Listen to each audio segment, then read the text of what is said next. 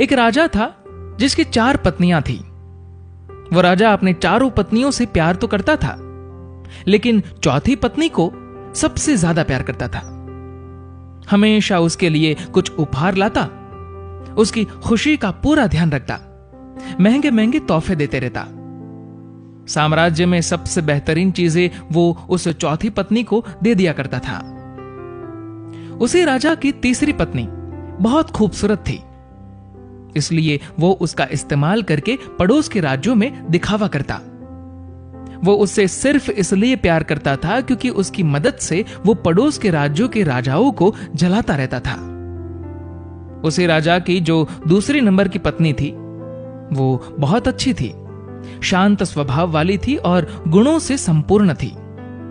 जब भी राजा को अपने राज्य में कोई बड़ी समस्या का सामना करना पड़ता था या कोई बड़ी मुसीबत में होता और उसे फैसले लेने में दिक्कत होती, तब वो राजा दूसरी नंबर की पत्नी के पास जाता और वो इतनी बुद्धिमान थी कि बहुत आसानी से राजा की बड़ी से बड़ी समस्या का हल बताकर राजा को खुश कर देती। अब राजा की जो पहले नंबर की पत्नी थी, वो बहुत वफादार, बहुत ही ईमानदार थी। वो हमेशा राजा की सेहत का ध्यान रखती, राजा की संपत्ति की रक्षा करती और हमेशा उसको राजा के सेहत की फिक्र रहती। लेकिन राजा इस पत्नी के मामले में बहुत ही नादान था। राजा इस पहली पत्नी को शायद ही कभी नोटिस भी करता। प्रेम तो बहुत दूर की बात, पूरे दिन में शायद ही एक बार भी इस पत्नी का ध्यान भी आता। एक दिन राजा बीमार पड़ गया, इतना बीमार कि उसे यह एहसास हो गया था कि वो अब हमेशा के लिए इस दुनिया से विदा होने वाला है।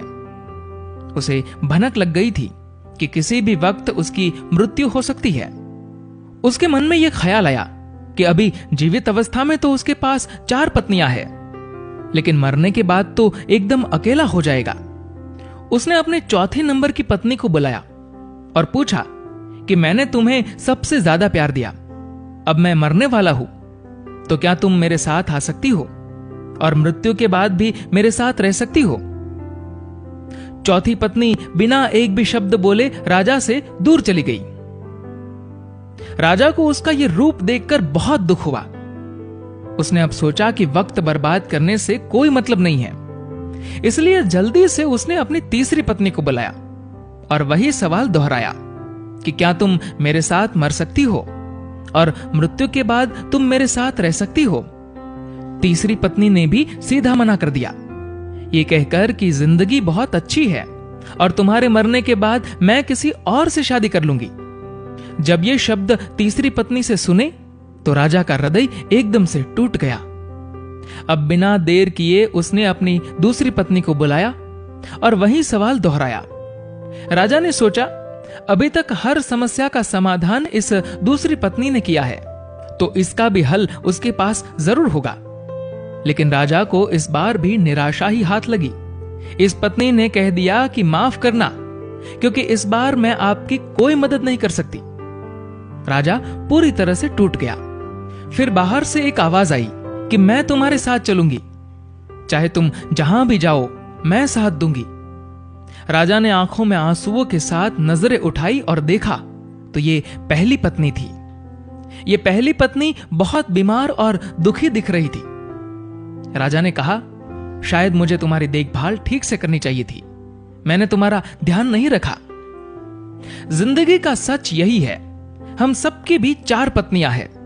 चौथी पत्नी है हमारा शरीर, पूरी जिंदगी सजाकर रखते हैं, लेकिन मृत्यु पर यह हमें छोड़ देता है। तीसरी पत्नी है हमारी संपत्ति और हमारा पद, जब हम मरेंगे तो यह सब किसी और के पास चला जाएगा।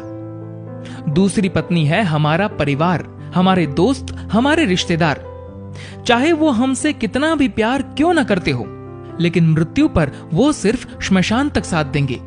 और अंत में हमारी पहली पत्नी है हमारी आत्मा। शरीर, संपत्ति, सुख सुविधा में हमेशा हम हमारी आत्मा को भूल जाते हैं, लेकिन जीवन का कड़वा सच यही है कि सिर्फ और सिर्फ हमारी आत्मा ही हमारे साथ रहेगी। हमने कभी भी आत्मा के कल्याण की चिंता की ही नहीं, जबकि दूसरी चीजों के साथ हमें सबसे ज्यादा हमारी आत्मा की फिक्र करनी चाहिए। अभी वक्त है, अपने आत्मा के लिए समय निकालिए और आत्मा के कल्याण का प्रयास कीजिए, क्योंकि सिर्फ यही आत्मा है जो हमेशा हमारे साथ रहेगी।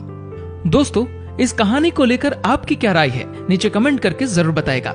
और अगर आपको ये वीडियो अच्छा लगा हो तो इस वीडियो को लाइक करेगा और शेयर करेगा। और ऐसे ही इंस्पिरेशनल स्टोरीज के लिए फॉलो करें हमारे फेसबुक पेज को और सब्सक्राइब करें हमारे यूट्यूब चैनल को। धन्यवाद।